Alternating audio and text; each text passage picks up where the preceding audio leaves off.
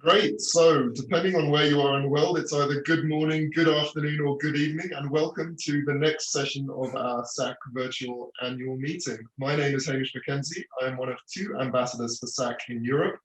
I'm based in Munich, Germany, and I'm delighted to be hosting this session on financial resilience, making the most of your resources. I'd like to take a couple of minutes to introduce our two speakers today, Constance Diericks, based in Atlanta, Georgia, and Elisa Barkan, based in Cambridge, England. Constance, also known as the Decision Doctor, helps boards and senior executives in crisis with high-stakes decisions and when strategic shifts are critical.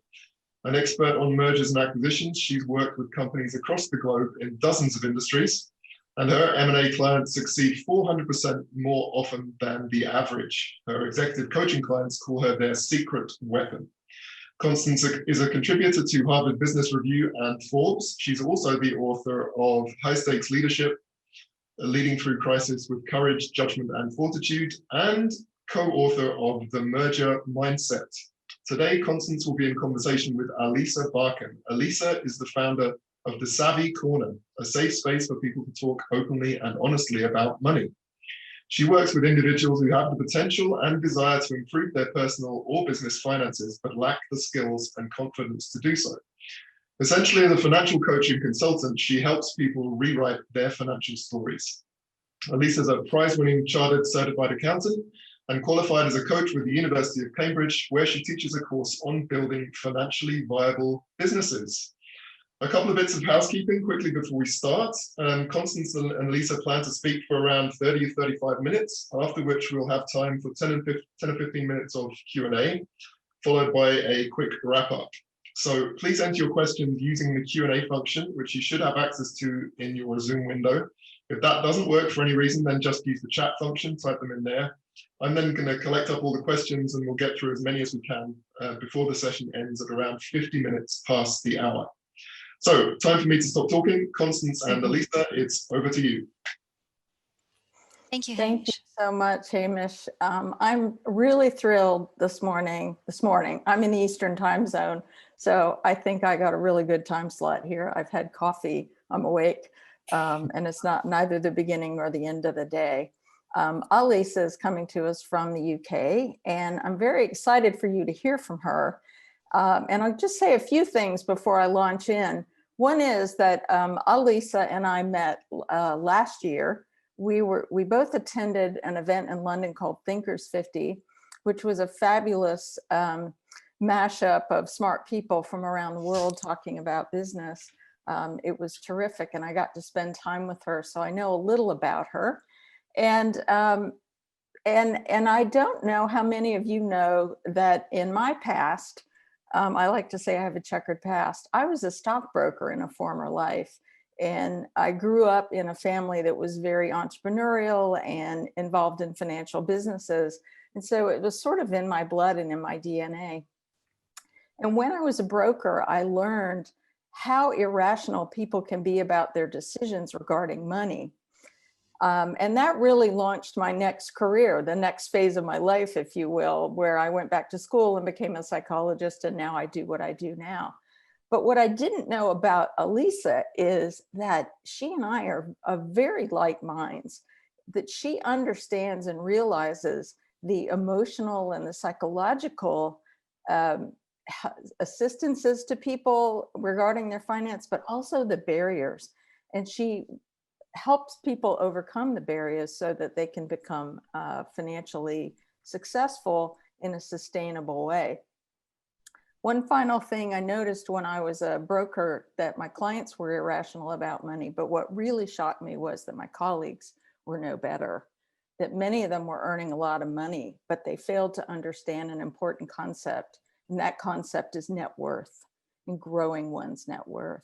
So Elisa is very dialed into all of this and how you can help yourself and how you can help others achieve financial success. So welcome, Elisa. I'm super excited to see you again. I know we talked just last week, but it's always great to see you.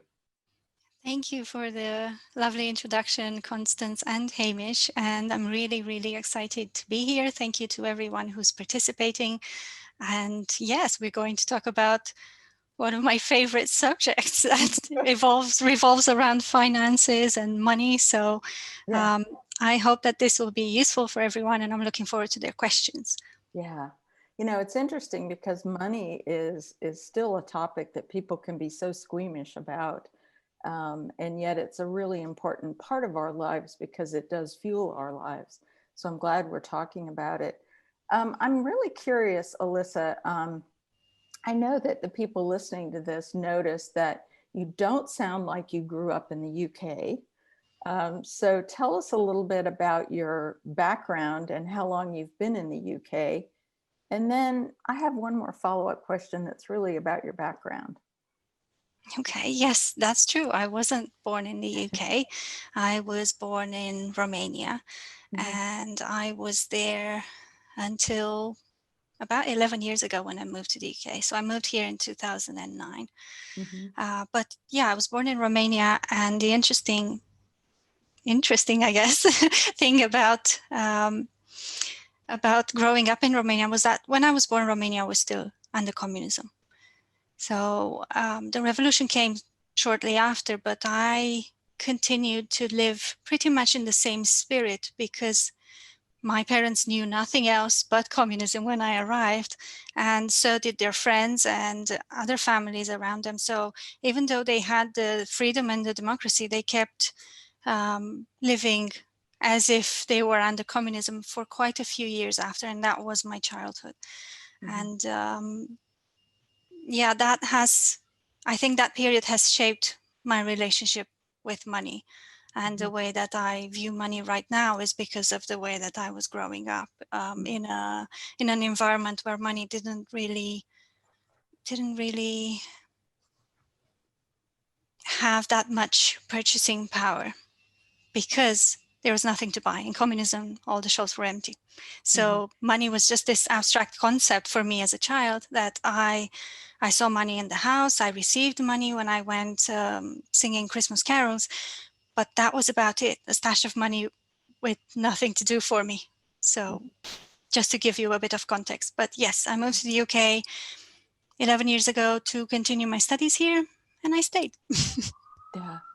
I think that your story is interesting. I'm fascinated by it, but also it illustrates a really important principle, and that is how our past relationship, not only to other human beings, but to money, forms a mindset.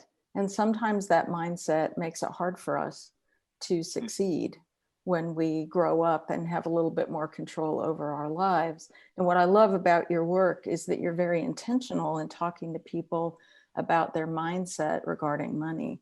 So that's really important. But your background is that you're an accountant. You have the qualifications of an accountant, and yet you've moved into this coaching role with people with money. What sort of experiences did you have that said to you, I need to work differently? There's a different way to be helpful. Yeah, so in 2017, when I started the business, before that, I found myself thinking, I am doing really well in my career. I was an analyst at the time. I am receiving bonuses and pats on the backs, and I had just made like a 7-figure contribution to my company. And all I could think of was, is this all there is? Is this what I'm going to be spending the rest of my life doing? Because that's not why I spent years training to become an accountant and fighting to get in the role that I'm in now. I wasn't feeling like the impact that I was making was significant enough. And the job that I was in didn't allow me to make a bigger impact beyond numbers and beyond profit. I wanted to make an impact on people, and I couldn't. So I had to find a way to find something that I could do using my financial skills, because I love numbers and I love money, and I'm not in the money is the root of all evil and the love of money is the root of all evil, not in that sense, but I love talking about money and I love numbers. I'm a very numbers oriented analytical person. I wanted to keep those skills because they come naturally to me, but I wanted to see whether I could use them to touch people, because it was impersonal to me to sit behind a desk and to only see some numbers change at the bottom of a spreadsheet, and for that to be the result of my work. I couldn't reconcile with that. So I discovered financial coaching after a lot of internet searching and soul searching. And I started the Savvy Corner in 2017, and I began working as a coach, and it completely opened a different door for me that I didn't even expect. I didn't even know existed. I had nothing to do with coaching before. I didn't know what coaching was, let alone financial coaching. But that's how I ended up getting into this space and continuing to work with people and help them with their money issues. I think your story is a really good example of what many of us have experienced at different points in our lives, where we know how to do something really well, but doing it repetitively and seeing a concrete outcome isn't enough. You know, there's no, it doesn't close the emotional loop for us, you know, and when you're coaching people or you're working with them as a consultant, you know, when you're with people, which is hard to do now, but when you're with them or seeing them on Zoom and you can observe over time improvements, it's great. But when you realize what it means to them, that is, I mean, that's just gold. That is extremely motivating to me, at least, and I think to many people. One of the things that you talk about that I find really interesting, and I haven't heard anyone else talk about it, is the way you talk about resourcefulness and resources. And you described that for me when we spoke last week. And I was maybe more excited than anyone that you've ever spoken to about this, I don't know, because you're really drawing on the idea that it's not just those external resources, you know, things like opportunities, supplies, a website, and all of that stuff, which are important, but it's also about your personal resources. So I would like for you to talk about that a little bit. And I might want to jump in as you do that and ask a question or two. Is that okay? Yeah, sure. Okay, good. So resourcefulness is the spirit in which my parents raised me. As I mentioned in the beginning, during my childhood, because we couldn't use money as a resource to buy things, because there was nothing to buy, we had to find other ways to get what we wanted. And that's the way that I was brought up. I was brought up to listen to what's being said, to look around me and leverage my network, to pay attention to what other people are doing and where they're going, and to basically find it within myself to go out and get what I wanted, with money not being the first option. Let me just buy that, or I'll pay for that whenever I have the money, or whatever, because we had the money. And I vividly remember money being very present and very visible in our house. And yet it took my parents probably 5 months to furnish my bedroom because they couldn't find furniture for it. And when they found it, it was through their network. And the only reason they could buy it was because it was refused for export. It had some sort of flaw, and therefore they had to sell it internally, and that's how they got it. So that is the spirit in which I was brought up. I was never brought up to look at money as my first, or other resources as my first point of call.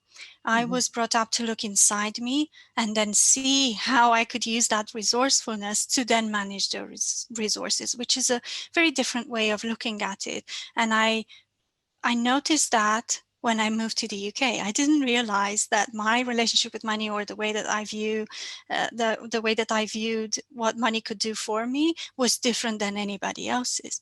But when I came here, I quickly realized that compared to my peers, for example, or even to people who were higher up on the career ladder, I was able to reach my financial goals a lot quicker. And that was because of the way I viewed money.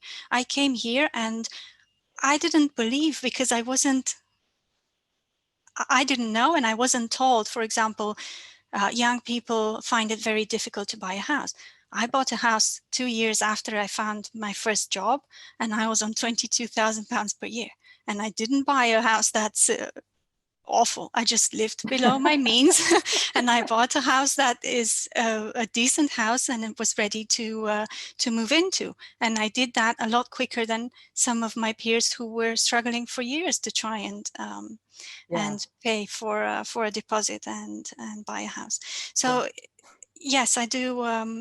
I do think that because I have this view of look inside you first and use that resourcefulness and see what you can do about it, because it's in your hands rather than in someone else's or in some sort of circumstance, and you are at the mercy of other people, the economy, the whatever you want to call it. I was able to reach some things, some goals quicker because I believed I could do it. There was no other option. Yeah, I think your story brings up a couple points. One is, again, that issue about mindset and money. And it's hard to know what your own mindset is until you have something to compare it to.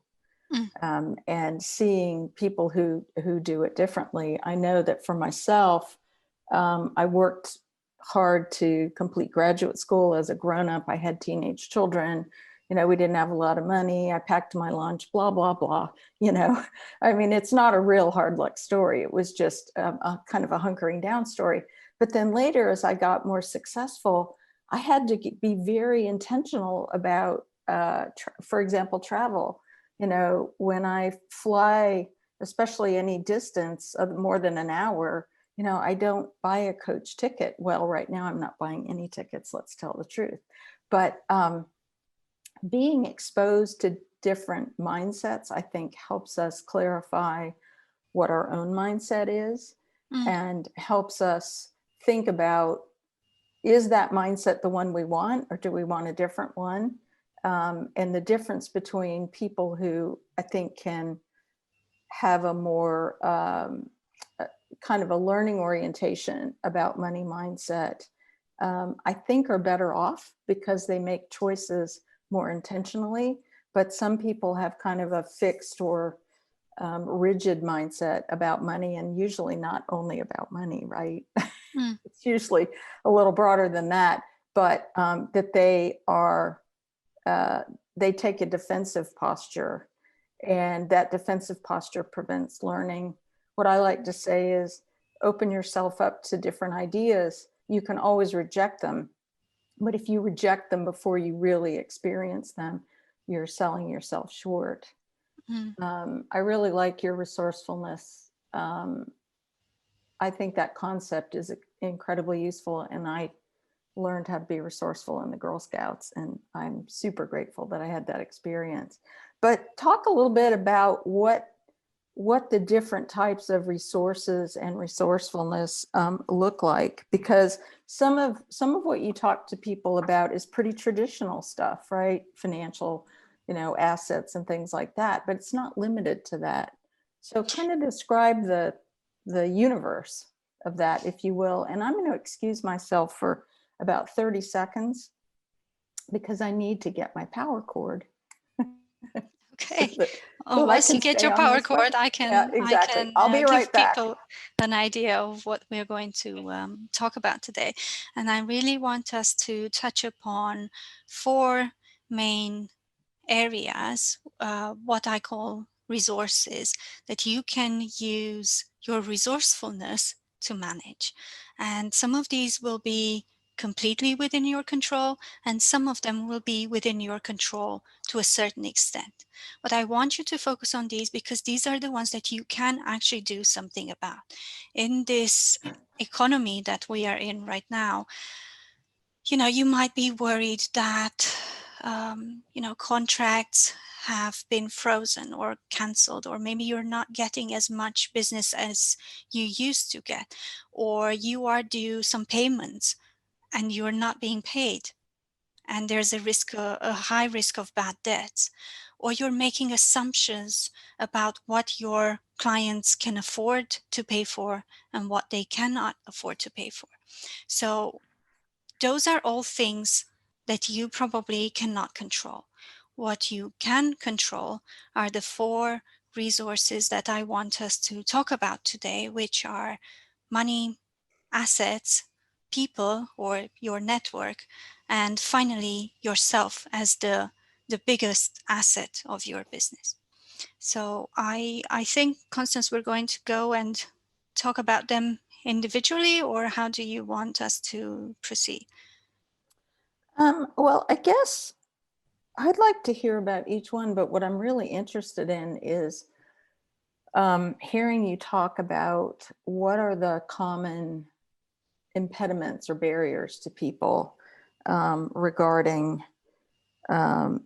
money, assets, network, and tell us. I think the audience is pretty tuned in to the kind of the blocking and tackling, and I'll apologize if that's not the case, but I'm seeing some of the names. I'm like, yeah, these people have been running businesses for a while, many of them.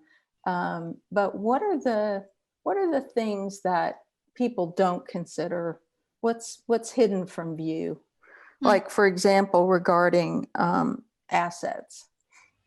Okay, so the assets that I want to talk about here are not what your accountant would necessarily refer to as assets, meaning cash in bank, property, capital items, any buildings that you might have. I'm talking about revenue producing offerings, as in services, courses, information products, anything that has the potential to produce revenue right now or in the future. And the reason I wanted us to talk about assets is because I see a lot of people in the situation that we are in right now, trying to continue with their business as if nothing has happened, and offering the same services to their clients, although those clients now have other problems or additional problems that have been brought up by COVID-19. So the question here is your business well equipped to serve your customers where they are now? Mm-hmm. And if it's not, what assets do you need to build, if you don't have them yet, to help you do that? Now is a good time to reflect on where your business was, where it is now, and where it should be, depending on where your client was, where they are now, and where they should be. Mm-hmm. Because we all build businesses to solve certain problems. And if we don't realize that our clients' problems have changed and we keep offering them the same service and the same offering that we had before COVID, it's Mm-hmm. no wonder that they're going to say no. But there is an opportunity here to think about, how can I help you now? And what is it that you need from me right Mm-hmm. now? And there are people who have done significant pivots during the pandemic, people who were before public speaking consultants and trainers, for example, and now all the public speaking is happening online. So they pivoted to becoming a Zoom MC or a facilitator to help clients manage and moderate online meetings. So those are the kinds of assets that I'm talking about. An Mm-hmm. offering that is meeting your client where they are now. Mm-hmm. I don't think a lot of people think about assets in that way, and they don't think about the assets they have right now in their business or the assets that they need to build in their business to take it forward. Mm-hmm. That's interesting, because I actually have an example of someone who runs a small consulting firm, and they're my client. And when the pandemic hit, it was all, panic. But I knew so much about them and the work they do and what their capabilities were, that I was able to suggest something that was really honestly right in front of them. And that's often the case for consultants, right? Something is really obvious to us, but our client needs our help to see it, and that's okay. And so they did a pretty big pivot. And when they started talking about their fees, they had it priced at one level, and I got them to increase it by 300%. So they're actually doing extremely well, and they're using assets, exactly what you're saying. They had the assets, they just weren't deploying them in a way that they are now. And the marketplace and the environment shifted in such a way that it was extremely advantageous for them. So yeah, I'm really pleased for them. It's fun to watch. And I think we do that a lot. You know, we get in this habit, as Alan likes to say, you know, or I don't know if he says this or it's my version of what he says. Sometimes I can't tell the difference. You got to break up with your methodology. If you see yourself in this fixed way, whether it's about money or assets, then it makes it hard for you to adjust when things go seriously wrong. Yeah, absolutely. So network, that's, you know, you and I have some common friends that as a group, we spend a lot of energy on content marketing and networking and things like that. Talk a little bit about network and the importance of network in this environment. Yeah. So for me, my most lucrative and professionally rewarding projects came from my network, from people I already knew and that I had a relationship with, and from people who already trusted me. It didn't come from my online activity. Right. It didn't come from all my writing and my videos and everything that I do. It came from people. And although now we can't see people face to face, and it's a bit paradoxical, those are the relationships, the face to face, even if it's a virtual face to face, those are the relationships that actually matter the most and that can build trust the most. So it's difficult now with all the meetings that are happening, and people get Zoom fatigue and online meetings fatigue and so on. But now is not the time Guilty. and Totally. so am I. I Yeah. find it much more difficult to do online than in person because you don't really get the same reaction. You have to concentrate a lot more, and especially if you do work with clients online, and you can't sense. For me, doing 2 sessions back to back, it's already enough for one day, for example. But Yeah. even though we have this fatigue, now is not the time to kind of slow down with nurturing those relationships, because it would be a mistake to let go of nurturing a relationship thinking, oh, nothing's going to happen in this situation. There are actually industries that are booming and have been booming during the pandemic. Right. E-commerce, the online communication technologies, even home improvements and so on. And you never know when that opportunity is going to come from. Also with the network, I want to suggest something. Yes, please. Which is something that's called revenue sharing. And it's basically collaboration with other people, collaboration over competition. It's much smarter to take home 50% of something than to go home with 100% of nothing.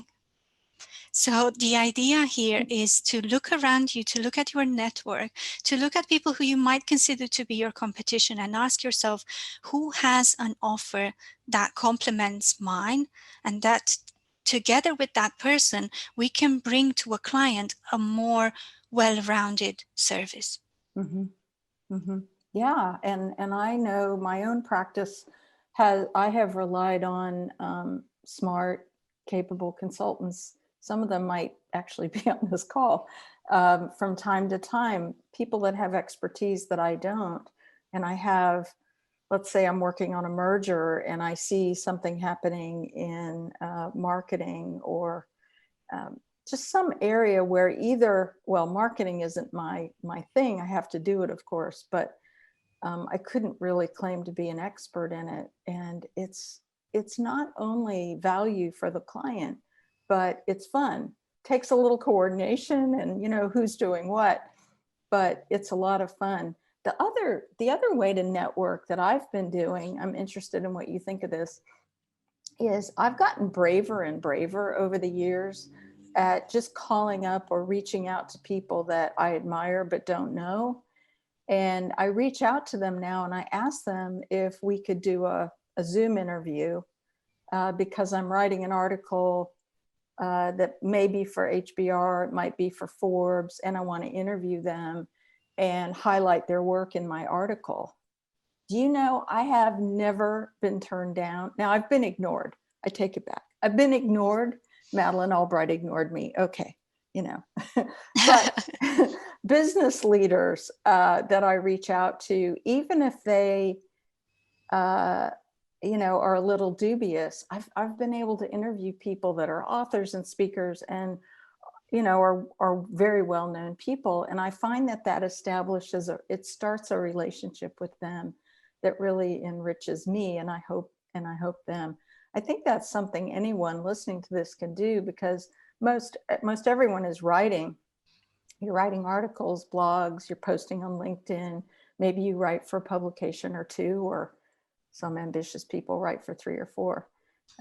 But what are your thoughts about that? Does that fall in your resourceful bucket? Yeah, I definitely think there's no harm in trying. And you know, they say that you miss 100% of the shots you never take. Well, that's true. So of course, you know, if someone ignores you versus you don't try, the difference in for you is that you've put a little bit of time crafting an email and so on. But the rewards of if they say yes far outweigh your fears or thinking, oh, why bother? Is not this person Yeah. is never gonna answer me. So yes, as Yeah. long as you do it in a professional way, in a polite way, that's not you know, like you. I know you. You like the idea of having a reciprocity chip, and to try and offer something of value to that person, even if they are way behind you in terms of where they are professionally. And I really appreciate that. And I think that if you approach any Thank you. conversation with that mindset, Mhm. then you know, that person has something to lose if they say no, but you don't have anything to lose if you try. So for sure, that's Yeah, part of that's true. And, you know, a resourcefulness. side effect that I've found is when I've tried to reach out to Daniel Kahneman, Madeleine Albright, um, you know, who's the woman that wrote Team of Rivals, you know, the famous historian. Mm. Anyway, I reached out to her, and those people all ignored me. It makes a pretty darn good story, and it's kind of funny. And guess what? It makes me feel braver. Like, once you reach out to Madeleine Albright, like, who wouldn't you reach out to? Because the worst that'll happen is they'll say no or ignore you, as in my case. So I find that it kind of builds my courage muscle. And from my own research, I know that courage is an attribute that can be enhanced and Mm. strengthened. Yeah. So I know we have a few questions. Hamish, do you mind if we take a look at the questions? Doris Kearns Goodwin, thank you. That was the woman I was thinking of. Let's take a look and see how we're doing on questions. Yeah. Just bear with me a sec. So yeah, we've had quite a few. First Yeah, one. I want to try to get to them if we can. Yeah, exactly. So let's make a start then. Question for Elisa: what are the 3 biggest mistakes you see your clients make financially? Good one. Okay. Well, let's split it here, because I work with clients both personally and in business. So I'm going to do a mixture of. For my personal finance coaching clients, I think the biggest mistake is to, first of all, when they come in, to think that I'm not going to tell them anything else other than common sense, i.e., live below your means, spend less, overpay on your loans, and you will get in a good financial position in a few years' time. So I think that some of them are looking for a quick solution that, you know, they, in the back of their minds, they know this is what they should be doing, but they're hoping that maybe there is another way, because they don't really want to give up on some of the things that they're doing right now. But verbally, they affirm that they have other goals that they would like to reach: buying a house, maybe moving to another country, starting an investment portfolio, clearing their debt, whatever. And I think the biggest mistake is making an assumption that everyone else and all the information that's out there is not going to apply to them, is wrong. Let me try and find something else. Once we move past that, Mhm. no, you you are going to have to follow the same path as everyone else does in terms of the financial practicalities of how to get into a good financial position, then we can start working on other issues which are around mindset and do I deserve to get there? How am I going to explain this to my friends and all that kind of stuff. But I think the biggest mistake for personal finance clients is that they think there's another way and they don't want to give up on the on lifestyle inflation, what I like to call it. I for my business clients, so I work with coaches who are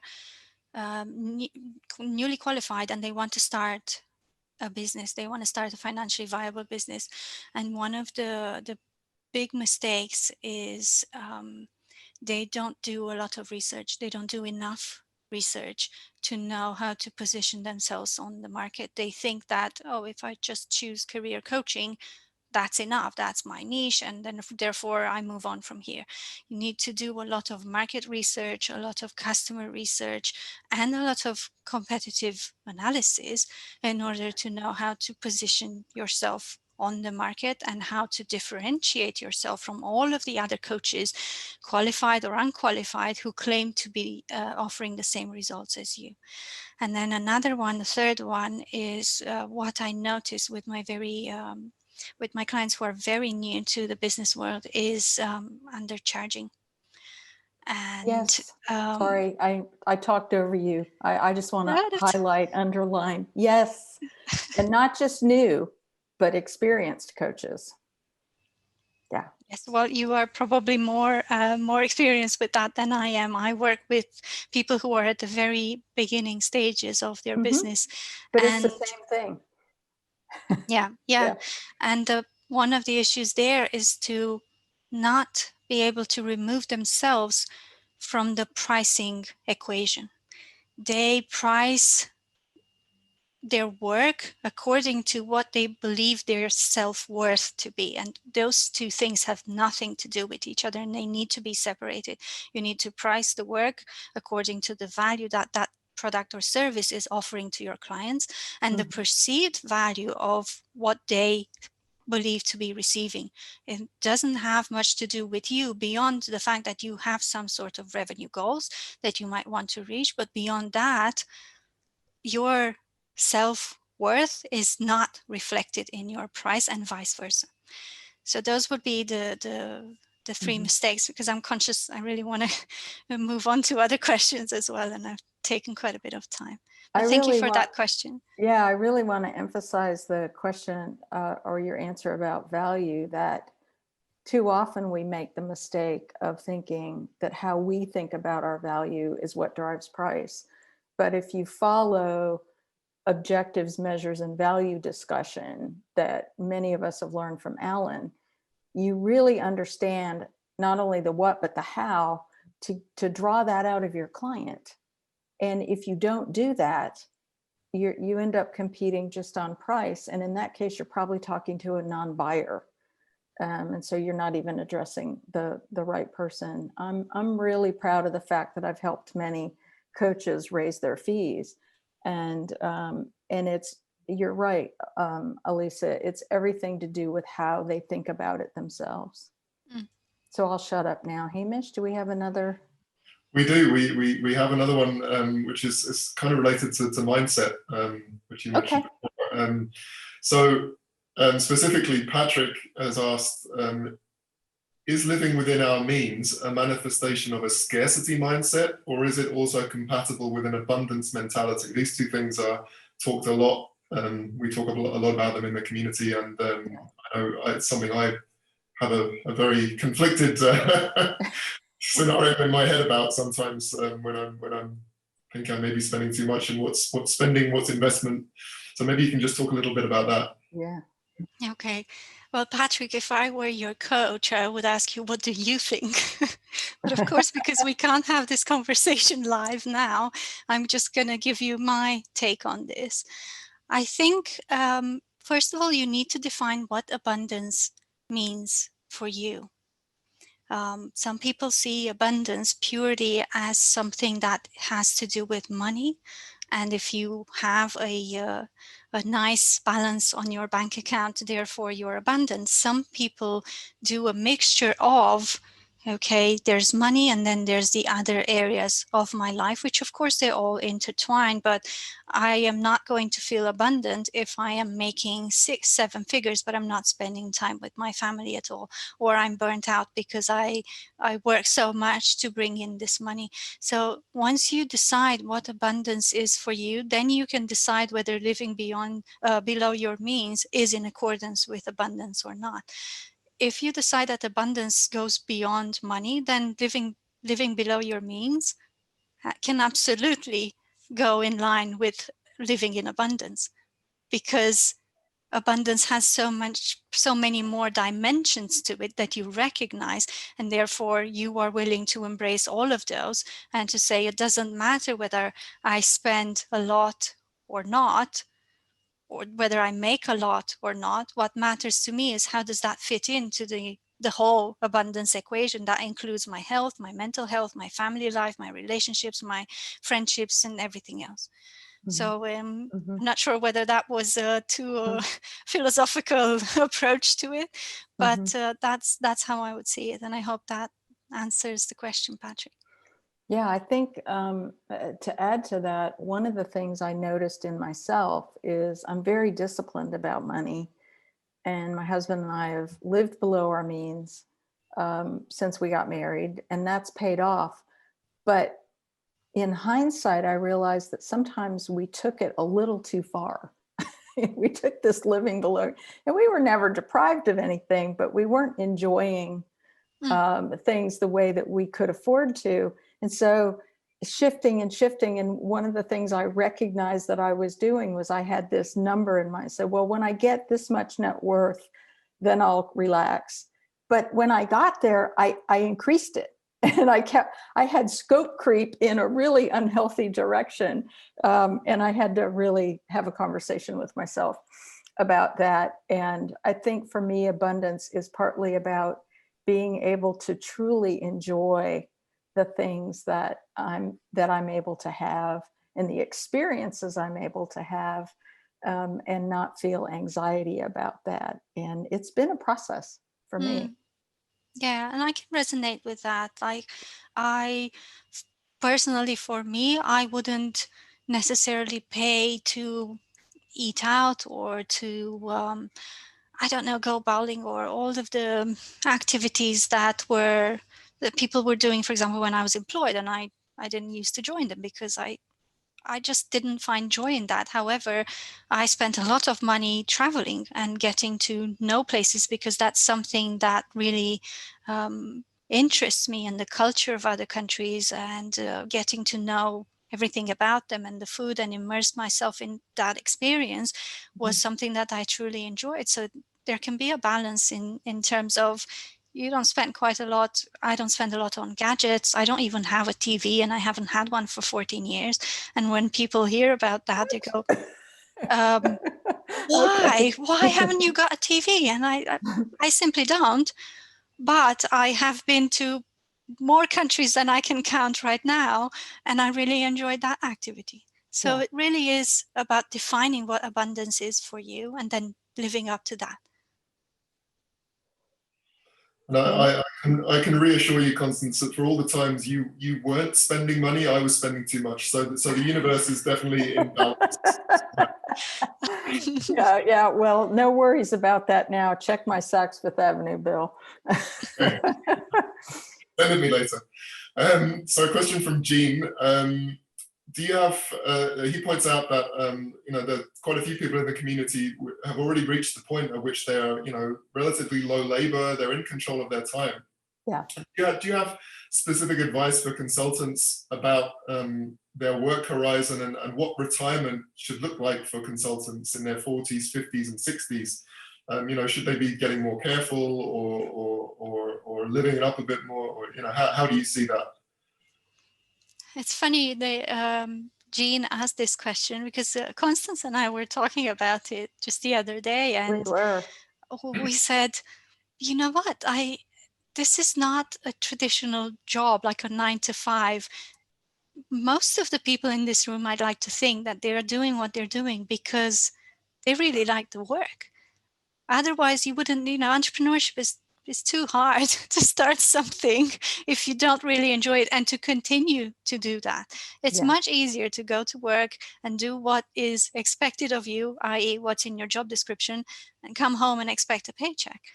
We don't have that luxury when we are self-employed or running a company. So Constance and I were talking about this, saying, I don't ever want to retire. I can see myself doing this until the very last moment.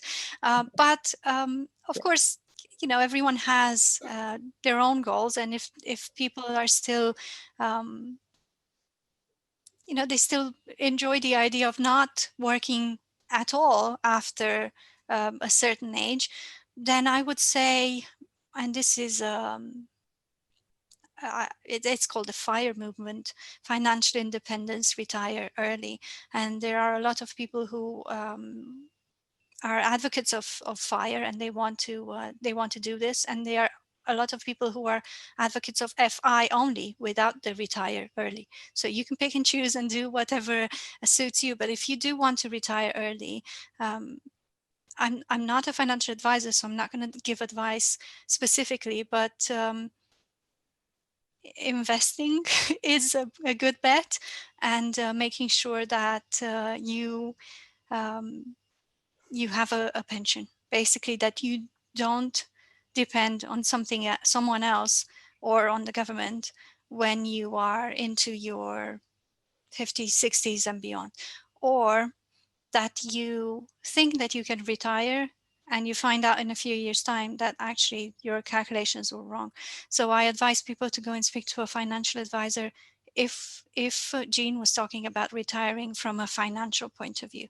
If they're talking about retiring overall, not only financially, I would say mentoring is very satisfying. Like I mentor myself, and I can see myself mentoring until very late into my life. And there are a lot of programs where you can do this and get paid for it. So, switching to a part-time role, which from what I understand that you've described, Hamish, is already what a lot of people are doing. They have comfortable schedules. So maybe the the question was more towards the financial element of it. I would say make sure that you speak to someone, and that they do a projection for you, and they understand what your needs will be. And of course, those might, depending on your age and your health situation, those might change with time. So I'm not really, I'm not regulated by the Financial Conduct Authority to give advice in this sense. So I won't say more than that. I'm not regulated either, but it doesn't stop me. My husband's a retired financial planner. For me, the idea of retirement used to be about money.